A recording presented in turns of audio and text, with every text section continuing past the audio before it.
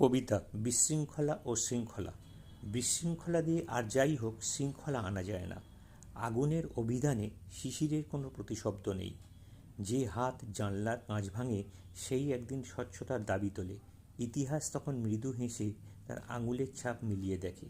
কেউ কেউ মনে করে ভাঙনেরও নাকি একটা নৈতিকতা আছে, কিন্তু ধ্বংসস্তূপ কখনো স্থপতির ভাষা শেখেনি।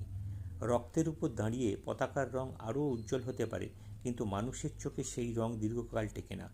একটা শিশু অক্ষর শেখার আগে ভয় শিখে ফেললে সভ্যতার সব বিশ্ববিদ্যালয় একসঙ্গে ফেল করে। পৃথিবীকে বদলাতে চাইলে প্রথমে হাত নয়, হৃদস্পন্দনের ব্যাকরণ বদলাতে হয়। কারণ একটা বীজ মাটিকে হত্যা করে বৃক্ষ হয়ে ওঠে না।